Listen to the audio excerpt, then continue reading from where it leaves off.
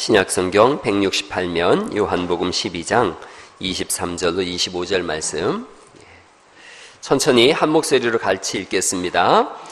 예수께서 대답하여 이르시되 인자가 영광을 얻을 때가 왔도다. 내가 진실로 진실로 너희에게 이르노니 한 알의 밀이 땅에 떨어져 죽지 아니하면 한 알 그대로 있고 죽으면 많은 열매를 맺느니라. 자기의 생명을 사랑하는 자는 잃어버릴 것이요 이 세상에서 자기의 생명을 미워하는 자는 영생하도록 보전하리라. 아멘. 오늘 우리가 읽은 말씀은 예루살렘으로 올라가시는 예수님이세요. 예루살렘으로 예수님이 올라가시는데 올라가시는 이유가 분명해요. 내가 죽으려고 올라간다는 거예요. 십자가에 죽기 위하여 올라간다. 예수님 오신 목적이 뭐냐면 나는 한 알의 밀이 돼서 이 땅에 죽을 거다. 내가 죽으면 더 많은 열매를 맺을 거라는 거예요. 그리고 예루살렘 올라가시면서 12장 27절에 내가 이 때를 위하여 왔나이다. 아버지의 이름을 영광스럽게 하옵소서라고 기도했더니 하늘에서부터 큰 소리가 난 거예요. 다들 깜짝 놀란 거예요. 그리고 하늘에서 난 소리가 뭐냐 하면 하나님의 말씀이죠. 내가 이미 영광스럽게 하였고 또다시 영광스럽게 하리라. 예수님을 영광스럽게 하신다는 말씀이 십자가의 죽으심이에요. 예수님 십자가의 죽으심을 인하여 우리를 구원하신 줄 믿습니다. 십자가는 구원의 완성이에요. 여러분, 이 복음이 우리 속에 들어왔다고 생각해 보세요. 죽어서 영원히 지옥 갈 사람인데 예수님 믿음을 인해서 죽음이 변해서 지옥이 바뀌어서 천국으로 바뀌어졌다고 생각해 보세요. 가만히 있을 수가 없는 거예요. 이 세상 천년만년 살 수 없음을 우리가 알고 있지요. 여러분이 알고 있는 사람 중에 근대 제일 오래 산 사람이 누구예요? 여러분의 할아버지세요? 오늘 아침 신문 보니까 147세를 살고 계신 분이 계시더라고요. 지금도 살아있대요. 147세. 소원이 뭐예요? 그랬더니 뭐라 그러셨겠어요? 죽고 싶다고. 1988년부터 묘자리 파놓으시고서 그때부터 죽기를 소원했대요. 자기 아들도 죽고 손자도 죽는데 자기는 안 죽고 있대요. 여러분, 그러나 그분도 얼마 지나지 않아서 돌아가실 거예요. 여러분, 우리는 다 죽어요. 죽은 다음에 끝이 아니라 영원한 하나님 나라가 펼쳐지는 줄 믿습니다. 그때 예수 없는 사람은 지옥이더라는 거예요. 그리고 그걸 아는 사람은 가만히 있을 수가 없는 거예요. 여러분, 우리가 읽은 성경에 보니까 이 빛이 있을 시간이 얼마 없다는 거예요. 이 빛이 사라지면 복음을 전할 수 있는 시간이 더 이상 사라진다는 거예요. 영원하지가 않다는 거예요. 시간이 있을 때 복음을 증거하는 은혜가 있기를 간절히 축원합니다. 이 복음을 누가 전할 거냐 이거예요. 1895년이에요. 1895년 을미년 10월에 일본 낭인들이 경복궁 권천궁에 침입했어요. 그래서 이 사진에 나오는 명성황후를 시해합니다. 이거를 이렇게 잘 맞추세요. 조금 있다가. 명성황후를 시해하고서 증거인멸을 위해서 불태워요. 그 과정 속에서 고종과 태자, 순종을 끌고 다니면서 낭인들이 두들겨 팼어요. 다음날 아침에 강요들을 소집했는데 한 사람도 안 나오는 거예요. 왕이 슬피 울면서 절망하는 거예요. 이걸 보고서 당시 선교사였던 방위량 선교사 부인이 찬송시를 썼어요. 그 찬송시가 멀리 갔더니 처량하고 고나며 슬프고 또 외로워 정처 없이 다니니 예수 내 주여 지금 내게 오셔서 떠나가지 마시고 길이 함께 하소서. 이 찬송시를 썼어요. 이 당시적 상황을 잘 표현한 거예요. 1894년에 갑오경장이 일어납니다. 1905년 을사늑약으로 일본에 다 이 나라가 한일합방이 되어져서 절망과 슬픔의 나라가 됐어요. 너무 멀리 간 나라예요. 하나님이 없던 나라예요. 소망도 없는 나라예요. 백성들이 전부 죽을 그런 지옥 같은 고통에 살던 나라예요. 그런데 벌써 여러분 지금 2016년 살아가고 있는데 1000만 성도를 돌파하고 미국 다음으로 선교사를 많이 파송하는 전무후무한 부흥을 우리가 경험하고 있어요. 한국 교회가 지금 많이 줄어들었다 그래도 전 세계적으로 이런 교회가 없어요. 우상으로 뒤덮여 있던 나라, 소망이 없어서 멀리 갔던 나라, 섭섭하여 울 때에 눈물 씻어주시고 나를 위로할 자가 한 사람도 없던 그런 나라가 어떻게 오늘날 이런 밝은 나라가 됐는가? 한 가지예요. 그리스도의 복음이 우리나라에 들어왔기 때문인 줄 믿습니다. 복음이 그럼 이 나라에 어떻게 들어왔는가? 우리가 잘나고 똑똑해서 들어왔는가? 그렇지가 않더라는 거예요. 하나의 미랄이 돼서 이 땅에 들어와 자기의 생명을 내어놓은 그렇게 죽어간 선교사들로 인해서 복음이 우리에게 떨어졌고 그 복음을 인하여 우리가 오늘 여기 모여서 예배하게 되는 줄 믿습니다. 이번에 우리 아이들하고 일본 다녀왔지만 일본 다니면서 그 열흘 동안 다녔는데 십자가 딱 하나 봤어요. 교회 딱 하나 봤습니다. 그래서 와 교회에 있다고 좋아했더니 그 우리를 가이드한 분이 얘기하더라고요. 교회 아니라고. 교회 십자가 표시해 놓으면은 사람들이 와서 잘 예식을 치르기 때문에 예식장인데 십자가를 걸어 놓은 거라고. 도쿄 시내와 요코하마와 후쿠시마를 돌아다녔지만 교회를 하나도 본 적이 없어요. 그러나 여러분 나가면 우리는 교회가 막 십자가가 꽂혀 있어요. 사람들은 뭐 십자가가 저렇게 많냐고 하지만 십자가 많은 것은 은혜고 복인 줄 믿으시기 바랍니다. 복음이 들어온 거예요. 대한민국에 복음화 지도가 있습니다. 여러분 이 지도를 보시면 이렇게 보면 뭔지 하나도 모르지요. 여러분 여기서 보면은요, 이 초록색과 파란색과 연두색은 복음화율이 강한 지역이에요. 빨간색은 복음화율이 10% 미만인 데예요. 백령도 같은 경우는 90%가 기독교 신자예요. 주민이 4,900명에 불과한데 교회가 12개가 있어요. 왜 그러냐 하면 여기 파란색 지역이 있어요. 30% 이상 복음화된 지역이에요. 지도상에서 신안군이 있어요. 신안군. 익산이 있고 군산, 김제, 과천, 강남에 있는 서초구 이런 데가 다 30%가 넘어요. 시로다가는 복음화율이 제일 높은 도시가 어디냐? 익산이에요. 익산이 전국에서 복음화 지도에서 제일 높은 지역이에요. 그런가 하면 빨간 지역이 있어요. 경상도 지역이에요. 복음화율이 10% 미만이고 제일 낮은 데가 제주도예요. 제주도는 8%밖에 되지 않아요. 왜 이렇게 파란색이 있는가 하면 빨간색이 있는가? 이쪽 지역은 바다가 있거든요. 바다가 있으니까 수많은 선교사들이 들어온 거예요. 해방 전까지 이쪽 지역으로 들어온 선교사가 1,502명이라 그래요. 인천항, 군산항, 교역의 중심지였어요. 여기로 선교사들이 들어왔어요. 그래서 복음을 증거한 거예요. 그 복음의 증거에 씨앗이 떨어져서 오늘날 교회가 생겨난 줄 믿습니다. 전 충청도 사람인데 이쪽 와서 깜짝 놀랐어요. 시골을 들어가도 교회가 너무너무 잘 지어져 있는 거예요. 그리고 사람들이 예수 믿는 열심이 보통 특심인 게 아니에요. 충청도 사람들은 100명 모여도 예배당 하나 세울까 말까예요. 그런데 이쪽 전라도 사람들 보니까 10사람 모이면 예배당 하나를 거뜬히 세워가더라고요. 믿음의 특심함이 있어요. 왜냐? 이쪽에 와서 미리 죽어서 밀알로 씨를 뿌린 선교사들이 있었기 때문에 가능한 줄 믿습니다. 여러분 우리나라에 최초로 들어온 선교사가 귀첼라프 선교사예요. 귀첼라프 선교사. 이분이에요. 1851년 8월 9일 날 우리나라에 최초로 들어왔어요. 선교지에서 아내를 잃고서 재혼했는데 재혼한 부인이 또 죽어요. 그리고 세 번째 부인을 얻었는데 또 죽어요. 홍콩에 돌아왔어요. 그리고 이분도 갑자기 숨을 거뒀어요. 혈육 없이 죽은 귀첼라프 선교사지만 여러분 이분은 참 훌륭한 분이에요. 우리나라에 40일 동안 백령도에 들어왔어요. 단기 선교로 들어온 거예요. 1832년이에요. 혼자 들어와서 이분이 한 일이 뭐냐 하면 주기도문을 한글로 번역했어요. 주기도문을 한글로 번역했는데 그 당시는 천주교만 믿어도 다 몰살시키던 때거든요. 이때에 백령도에 들어와서요, 뱃속에서 걸리면 죽으니까 그 뜨거운 삼복더위에 뱃속에서 문 다 닫아놓고 양이라고 하는 우리나라 분하고 둘이서 이분에게 복음을 전하고 주기도문을 가르치는 거예요. 그런데 이분이 양이라고 하는 이분이 이 귀첼라프 선교사의 복음을 들으면서 자꾸 목을 이렇게 메어 잡는 거예요. 그래서 왜 그런가 했더니 복음을 들으면서 목이 메인 거예요. 이분이 목이 메서 막 목을 움켜잡고서 흐느끼면서 주기도문을 번역했어요.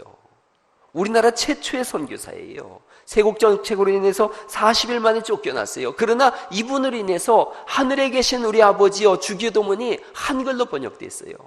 그리고 이 주기도문을 외우면서 수많은 사람들이 예수 믿는 사람이 되어져 버렸어요. 개인적인 간증이지만 저도 21년 전에 25년 전에 주기도문 외우다가 예수 믿었어요. 하늘에 계신 우리 아버지요. 그 순간 양이라고 하는 사람이 목을 움켜잡았다 그랬는데 나는 가슴을 움켜잡고 울었어요. 이러면 이 귀첼라프 선교사 이분이 떠나면서 석별의 정으로 이런 글을 썼어요. 어쨌든 이는 하나님의 역사였다. 나는 이 땅에 뿌려진 하나님의 진리의 씨가 소멸되리라고 믿지 않는다. 하나님의 영원하신 섭리 가운데 그들에게 하나님의 자비가 미칠 날이 오고야 말 것이다. 우리는 그날을 기다린다. 한편 그날이 오게 하기 위하여 십자가의 도를 그다음같이 읽어보죠. 시작. 애써 전파하지 않으면 안 될 것이다. 하나님께서 이 미약한 척 방문 사업도 축복하실 수 있다고 성경은 가르친다. 우리는 한국 땅에 광명의 아침이 찾아오기를 기다린다. 할렐루야. 150년 전에 들어와서 이 복음을 전해준 거예요.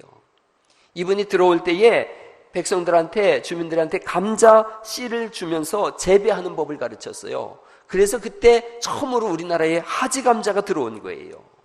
여러분, 조선을 떠나게 될 때에 바람이 몹시 부는 날 이분이 묵묵히 석별의 눈물을 흘리면서 조선을 위해서 기도하면서 조선인에게 성경을 주고 믿음을 권면하면서 작별의 인사를 했다 그래요. 그리고 홍콩으로 들어가서 마카오에서 바로 이분이 숨을 거뒀는데 이분이 뿌린 씨앗이, 복음의 씨앗이 오늘날 우리까지도 흘러오는 거예요. 한 알의 밀이 죽지 않으면 그대로 있지만 죽으면 열매를 맺게 되는 줄 믿습니다. 휘슬라프 선교사예요. 휘슬라프 선교사가 떠난 지 33년이 지났을 때에 우리나라에 또 한 명의 선교사가 찾아오세요. 토머스 선교사예요. 1866년에 들어옵니다. 1865년과 1866년. 제가 1966년생이니까 지금으로부터 150년 전에 이 땅에 오셨어요. 그래서 이분은 런던 대학교 출신이에요. 라틴어, 그리스어, 프랑스어 언어의 귀재였다 그럽니다. 그런데 복음이 이 속에 들어오니까 견딜 수가 없는 거예요. 저 조선 나라에 복음을 모르는 저 나라, 내가 가서 하나의 씨앗이 되겠다. 하나의 미랄이 되겠다. 결혼을 하자마자 자기 신부 캐롤라인을 앉혀놓고 얘기해요. 나 조선에 가서 복음을 전할 건데 같이 가지 않겠소? 거길 가면 생사를 장담할 수가 없는데 같이 가지 않겠습니까? 그 신부가 같이 가겠다 그래요. 그래서 1863년에 7월 달에 메이플라워 풀 메이스호를 타고서 영국을 출발해요. 상해에 도착합니다. 상해에 도착해서 조선을 품고 기도하는데 그 해에 기후와 풍토가 맞질 않는 거예요. 그리고 그 부인은 배가 만삭이었어요. 이분이 복음을 전하고 들어왔더니 자기 부인이 피를 흘리다가 세상을 떠납니다. 중국에 온 지 4개월 만에 풍토병으로 죽은 거예요. 여러분, 절망으로 이분이 사임을 합니다. 그런데 조선에서 박해하고 있다는 박해 소식을 들어요. 성경에 무지한 사람들, 또 복음을 전하려고 하는 선교사들을 죽인다는 소식을 듣자 내가 거기 가서 죽겠다 그럽니다. 1865년에 백령도 근방에는 자랄이라고 하는 곳에 도착해요. 그래서 정부의 허가를 받습니다. 정부의 허가를 받아서 선교를 하려고 여기저기를 다니는데 전혀 선교 허가가 안 나와요. 2차례나 풍랑의 파선을 만나요. 그러나 멈추질 않습니다. 멈추질 않고 1866년 제너럴 셔먼호를 타고서 우리나라에 들어오는 거예요. 들어와서 배를 타고서 이 배가 평양까지 이렇게 쭉 들어갑니다. 평양까지 들어갔는데 이분이 계속 배 위에서 외치는 거예요. 이 당시는 예수님을 야소라 그랬어요. 야소. 그래서 야소교라 그랬어요. 야소 야소 하면서 외치는 거예요. 발음도 어눌하지요. 한국말을 조선말을 그때 조금 배웠으니까요. 어눌한 말로 계속 외치는 거예요. 여러분 1866년 8월 17일 날 제너럴 셔먼호가 평양 깊숙이 들어가서 밤에 정착을 하고 있는데 물이 빠져버렸어요. 물이 빠지니까 사람들이 막 몰려들었을 때 이분이 성경을 막 던지면서 복음을 전했어요. 그런데 달빛도 없는 그 어두운 밤에 배가 좌초됐을 때 그 다음 날이에요. 박규수라고 하는 평양감사가 군인을 이끌고 들어와가지고 이 배에 있는 사람들 다 죽여버려요. 그 당시 쇄국정책이에요. 쇄국정책. 그러고서 배를 불태워버립니다. 배에서 사람들이 막 뛰어내리는데 이게 그 장면이에요. 그 그림이에요. 뛰어내리는데 군인들이 가서 다 목을 베어 죽였어요. 여러분, 이 토마스 선교사가 성경을 잔뜩 품고서 뛰어내려요. 뛰어내려가지고 사람들에게 막 성경을 던져주면서 야수야수를 외쳐요. 군인 하나가 와가지고 칼을 드는 거예요. 그런데 이분이 성경을 내밀어요. 야소 외쳐요. 그러고서 군인이 칼로 다 목을 쳐서 죽었어요. 순교했어요. 그런데 이분을 죽인 군인이 그 군인이 성경을 주니까 받았어요. 품에 넣었어요. 죽이고 왔는데 사람 죽였잖아요. 이게 마음이 뒤숭숭한 거예요. 이 사람이 준 게 도대체 뭘까? 그래서 그걸 펼쳐 읽었더니 성경이었던 거예요. 이 사람이 예수를 믿은 박춘권이라고 하는 사람이 됐고요. 나중에 교회를 지어서 그 널다리 교회라고 합니다. 널다리 교회를 지어서 그 교회 담임 목사가 돼요. 토마스 선교사가 죽은 이때 나이가 27살입니다. 조선에 들어와서 죽은 최초의 순교사예요. 27살 나이에 복음을 위해서 이렇게 죽어간 거예요. 토마스 선교사가 이때 막 성경을 던졌는데 그때 사람들이 종이가 귀하던 때니까 이게 종이니까 갖다가 어떤 사람은 여관벽에다가 도배지를 다 썼어요. 도배를 했어요. 그런데 도배를 해놓고서 나중에 그걸 읽어보니까 성경 말씀인 거예요. 읽다가 말씀은 들음에서 나며 들으면 그리스도 예수의 말씀인 줄 믿습니다. 이 사람이 예수 믿었어요. 그분이 박용권 장로님이에요. 사람들이 여관에 와서 누워서 자다가 뭐 글이 있으니까, 조선어로 된 글이 있으니까 읽다가 수많은 사람들이 예수 믿었다 그래요. 그리고 그분의 그 여관이 나중에 변해서 교회가 되어졌어요. 나중에 젊어서 이 27살에 죽은 토마스 선교사가 너무 가여운 거예요. 그래서 사람들이 1933년에 예배당을 짓습니다. 예배당을 졌는데 불이 타서 완전히 전소가 됐어요. 어디에 예배당이 있는 자리인지 전혀 알지 못했어요. 2009년도 9월 16일 날 평양 과기대를 한국을 주축으로 해서 건립을 했어요. 평양 과기대를 건립하면서 땅을 파는데 기초석을 놓으려고 땅을 파는데 쇳소리가 들렸어요. 그래서 파보니까 종이 나온 거예요. 보니까 토마스 기념교회, 바로 그 터였던 거예요. 싹 무너져서 흔적도 없는데 하나님은 기억하고 있었던 거예요. 죽으면서조차 예수 믿으세요 라고 성경을 외친 이 토마스 선교사를 하나님은 기억하시고 여기가 바로 토마스의 복음이 증거됐던 곳이라는 것을 하나님이 알려준 거예요.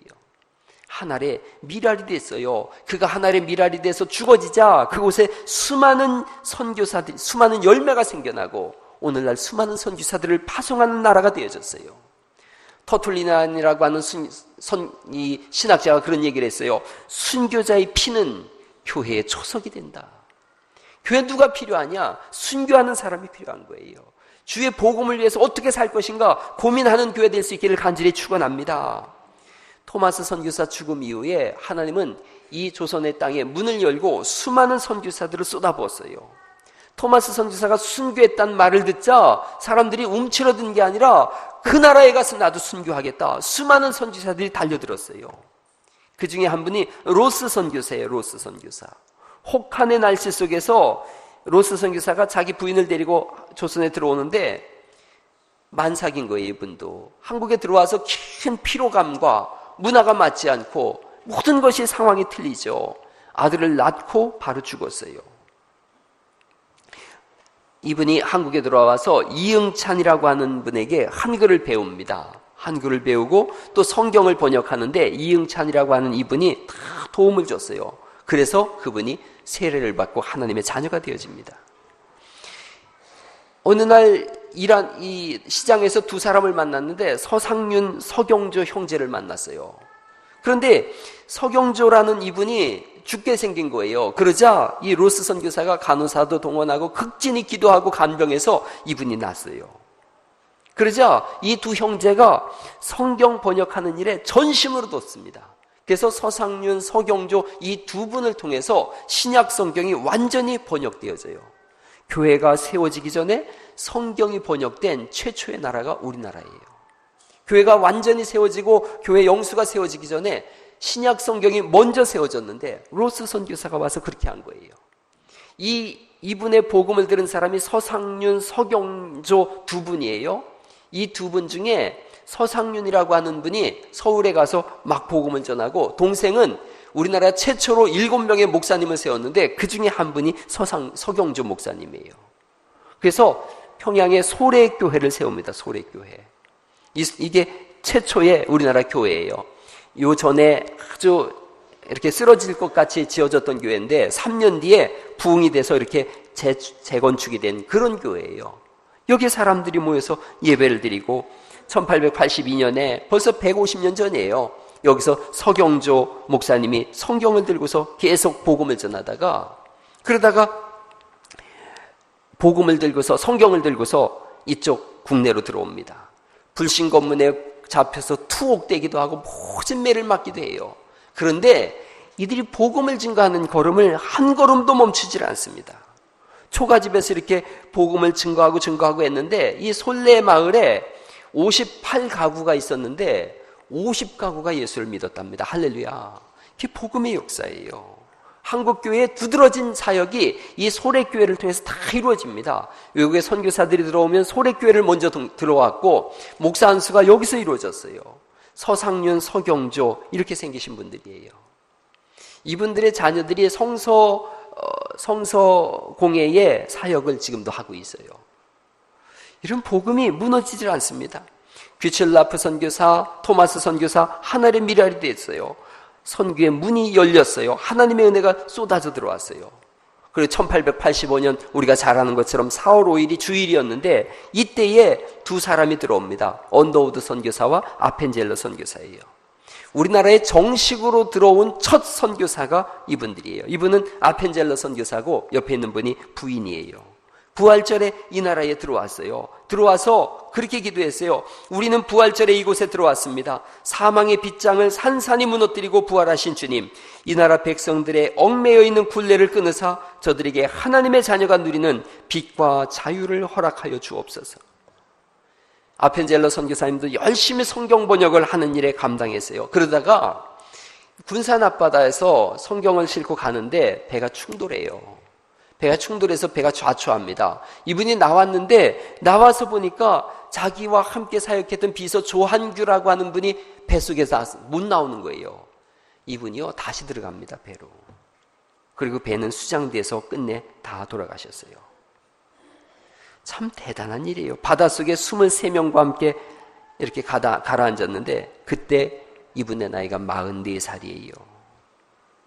이분의 자녀들이 다 배재학교 교장으로 또 작년은 이화학당에 또 교장으로 봉직하다가 다 한국당에 묻혔어요.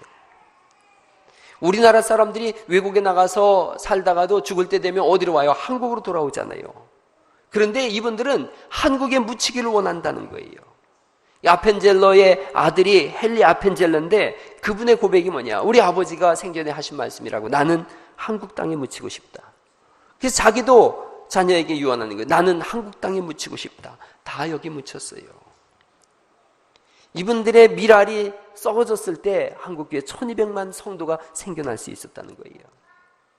언더우드 선교사예요. 언더우드 선교사는 이렇게 생기셨어요. 이분은 이렇게 한복을 입고 다니셨다 그래요.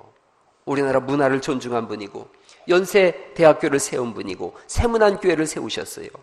한국에서 31년간 사역을 하면서 종교, 교육, 문예, 자선 다방면에 펼쳐서 봉사를 하다가 병이 악화돼서 미국으로 갑니다. 미국으로 가서 다시 일어나지 못하고 세상을 뜨셨어요. 그런데 돌아가실 때에 부인을 향해서 저 먼 나라로 여행할 수 있을 것 같소? 라고 물어요. 부인이 거기가 어디예요? 한국 말씀이에요? 그랬더니 고개를 끄덕끄덕하고 얼굴을 밝아지시고 돌아가셨대요. 57세의 일기로 미국에 묻혔어요. 그래서 이분 소원이 한국 땅에 묻히는 거예요. 그래서 그 자녀들이랑 전부 연세대학교랑 합력해서 한국 땅으로 모시자 그랬어요. 돈이 모금됐어요. 그랬는데 그 부인이 하신 말씀이 뭐냐 하면 그 돈이면 고아원을 하나 세울 수 있는데 그걸로 다 고아원을 세우라고. 그래서 그 돈으로 고아원을 세웠어요. 그리고 조금 지나서 연세대학교에서 다시 후원을 해서 이분도 한국 땅에 묻혔어요. 한 알의 미랄도 자꾸 썩어지는 거예요.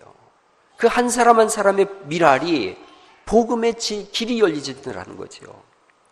우리나라에 전킨 선교사님이 있어요. 전킨 선교사님. 전주에 가면 예수병원 옆에 전킨 선교사님 세 아들이 묻혀 있어요. 전킨 선교사님 무덤도 있어요. 예수병원 건너편이에요. 미국 남장로교회 최초의 선교사예요. 군산에서 사역을 했어요. 얼마나 헌신을 했는지 몰라요. 군산에서 사역을 하면서 그 아이들 셋을 키웠는데 여러분 우리가 지금 우리 오후 예배 때도 우리 변성철 선교사 아프리카 기니에 가서 선교사 파송 예배를 우리가 할 텐데 아프리카 기니 같은 경우도 평균 수명이 40세 미만이에요. 여러분 5분의 2가 어린아이들이에요. 다 어른들은 풍토병으로 다 죽어요. 일찍 죽어요. 새 아들이 오자마자 조금 있다 죽었어요.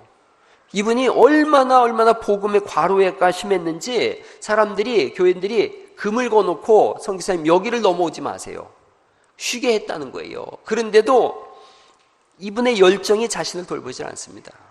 1907년에 12월 달에 폐렴이 걸려요. 그리고 그 다음 해에 43살의 젊은 나이로 이 땅에 묻혀요. 이분이 죽음이 다가오자 마지막 고백이에요. 제가 만약 여기서 죽는다면 죽는 것은 값진 것입니다. 한국 땅에서 43살에 복음 전하다가 이 똑똑한 사람이 내가 죽는데 내가 여기서 죽는다면 행복한 것입니다. 값진 것입니다. 그리고 숨을 몰아쉬면서 이번에 마지막 말이에요. 나는 지금 갑니다. 나는 매우 행복합니다. 그리고 돌아가셨어요.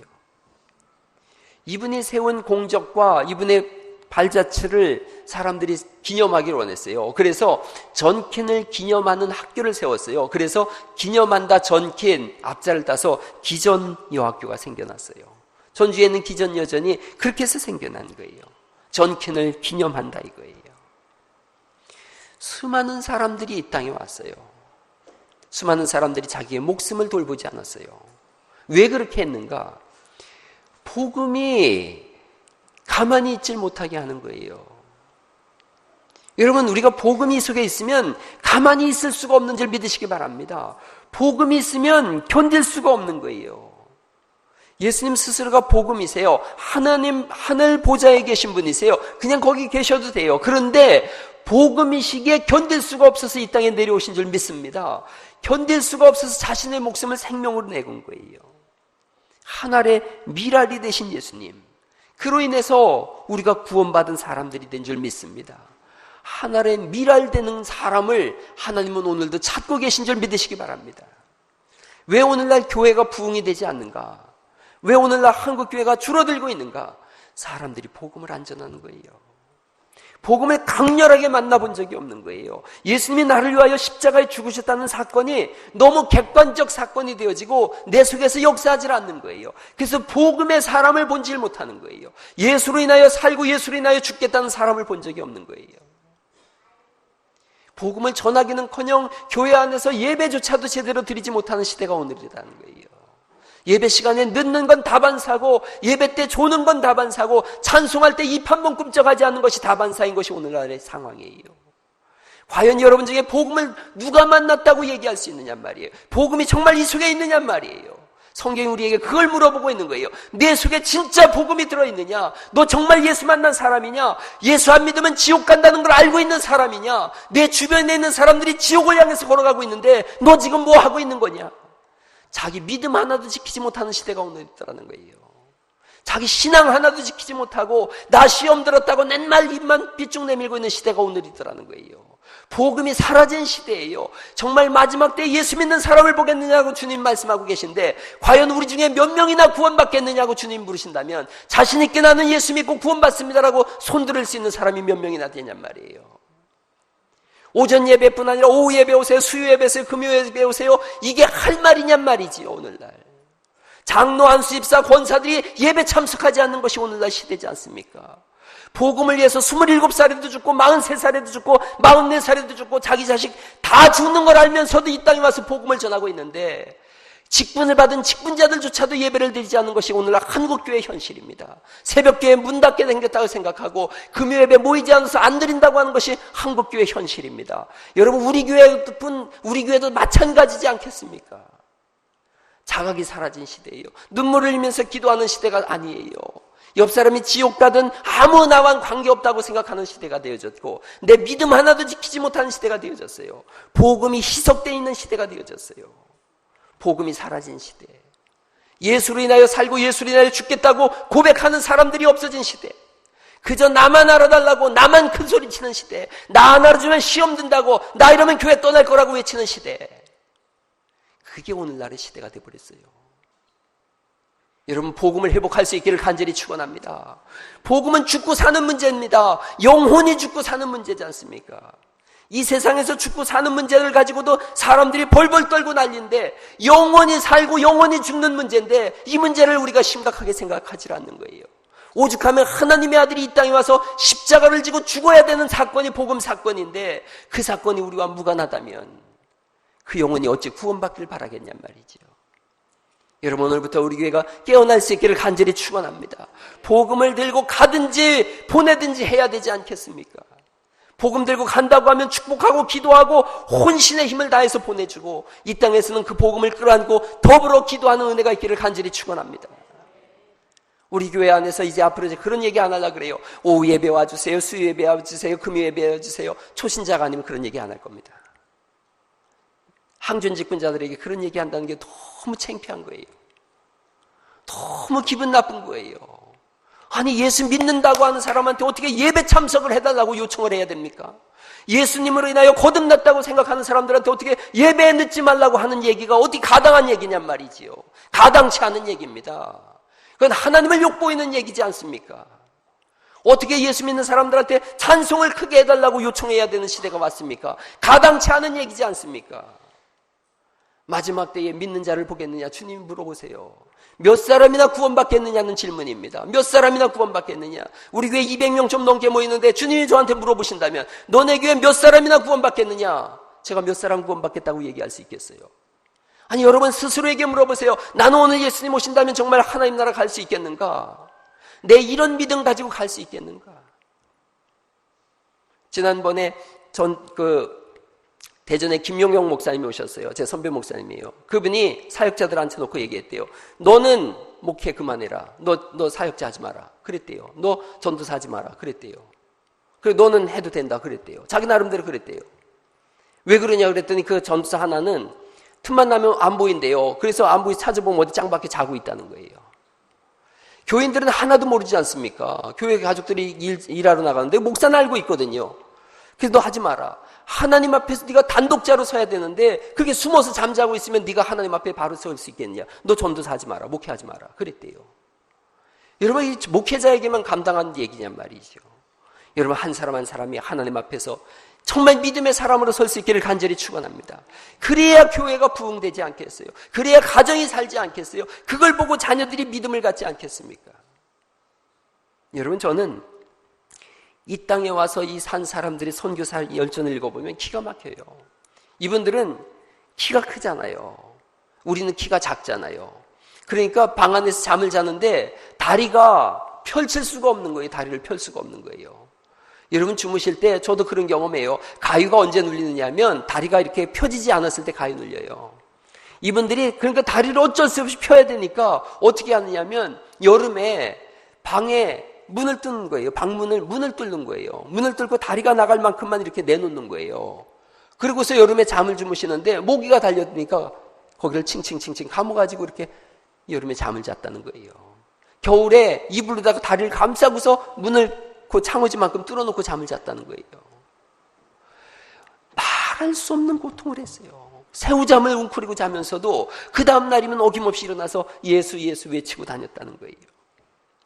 그러니 오래 살 수가 없지요. 먹는 것도 너무 열악한 데다가 환경도 열악하고 물도 안 좋고. 100년 전 한국을 생각해 보세요. 그러니까 들어온 지 선교사 최장 기간이 이 언더우드 목사님이야 33년 지났지만 보통 10년 미만에서 다 죽었어요. 자기도 죽고 아내도 죽고 자식들도 다 죽는데 그런데도 이 땅을 못 떠나고 복음을 전하는 거예요. 그래서 우리에게 그 복음이 들어왔는데 오늘날 우리에게서부터 복음이 멈춰지고 있다면 하나님이 그 핏값을 누구한테 찾았겠냐는 말이죠. 여러분, 우리에게서부터 복음이 멈춰지지 않고 흘러나갈 수 있기를 예수님의 이름으로 축원합니다. 여러분, 여기 지도를 다시 한번 보시겠어요? 이 지도를 보면 하늘의 밀이 땅에 떨어져 죽은 곳과 그 밀이 떨어져 죽지 않은 곳이 너무 극명하게 갈려요. 하늘의 밀이 땅에 떨어진 곳은 파란색으로 연두색으로 그렇게 복음화가 율이 높지만 복음의 씨앗이 떨어진 곳은 지금도 여전히 빨간색이 되어졌어요. 주님이 우리에게 물어보시는 거예요. 저 붉은 지역에 누가 가서 밀알이 되겠느냐? 붉은 지역이 이 지도상에만 있나요? 여러분, 가정 속에 붉은 지역이 있다면 누가 복음 전하냐는 거예요. 익산 땅에 붉은 땅이 있다면 누가 복음 전할까? 우리에게 맡겨주신 줄 믿으시기 바랍니다. 우리에게 그거 하라는 거예요. 주님 내가 여기 있사오니 나를 보내시옵소서. 주님이 우리에게 물어보는 거예요. 누가 나를 위하여 갈고 누가 나를 위하여 갈고 누가 저 죽어가는 생명을 구원해내는 일에 누가 나를 위하여 갈고. 세계 지도를 보시겠습니까? 세계 지도도 똑같아요. 이쪽으로 파란색 지역 복음이 들어간 지역이에요. 빨간색 지역 40-40창이라 그래요. 예수 믿는 사람이 어떤 지역은 10손가락 안에 꼽아요. 이곳에 가서 사람들이 복음 전하다가 하나의 밀이 되어졌어요. 몇 해 전에 터키에서 온 선교사님이 계셨어요. 터키에서 온 선교사님이 잠시 피난을 온 거예요, 한국에. 터키에 복음을 전하는 사람들에게 청년들이 와서 예수님을 알려주세요라고 해서 안으로 들였대요. 밤에 예수를 전하는데 갑자기 이놈들이 흉악한 강도로 변해서 이들이 해교도들인 거예요. 예수 믿는 선교사님을 완전히 묶어놓고요. 칼로다가 난도질을 했어요. 칼로다가 코를 베고 눈알을 파내고 혀를 잘라내고 손가락을 다 자르고 항문을 파내고 성기를 잘라내고 배를 갈라서 내장을 다 꺼내놨어요. 사진을 찍어서 유출시켰어요. 예수 믿는 사람 들어오면 이렇게 하겠다고. 난리가 났었어요. 그 선교사님 잠시 피난 나왔어요. 그랬다가 예배 끝나고서 다시 터키로 들어갔어요. 터키에서 죽겠노라고. 먼 곳에 가지 못할지언정 가까운 이웃에게라도 복음을 전해야 되고, 아니 그 이전에 우리 한 사람 한 사람이 복음에 바로 서야 될 때가 지금인 줄 믿으시기 바랍니다. 할렐루야. 자는 사람 좀 깨워봐요.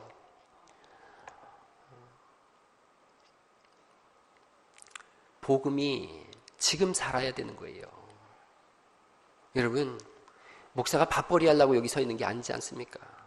장로님들이 명예 가지려고 장로하는 게 아니고, 안수집사님들이 명예 가지려고 안수하는 거 아니고, 권사들이 명예 가지려고 하는 거 아니지 않습니까? 복음 전하려고 하는 것인 줄 믿으시기 바랍니다. 예수 안 믿는 사람한테 가서 내가 만난 예수를 전하겠다, 그러려고 이 교회 세운 거 아니겠습니까? 교회의 존재 목적이 뭡니까? 교회의 존재 목적은 두 가지입니다. 예배와 전도입니다. 우리가 하나님 앞에 예배하는 것이고 나가서 복음 전하는 것이 교회의 존재 목적인 줄 믿으시기 바랍니다. 우리끼리 여기서 잘 먹고 잘 살고 우리끼리 개모임 하는 듯이 즐거워하고 너와 나가 친구여서 여기서 재밌게 살자, 그게 교회 아니에요. 세상 모임도 얼마든지 그렇게 할 수 있어요. 교회는 복음 전한 곳인 줄 믿으시기 바랍니다.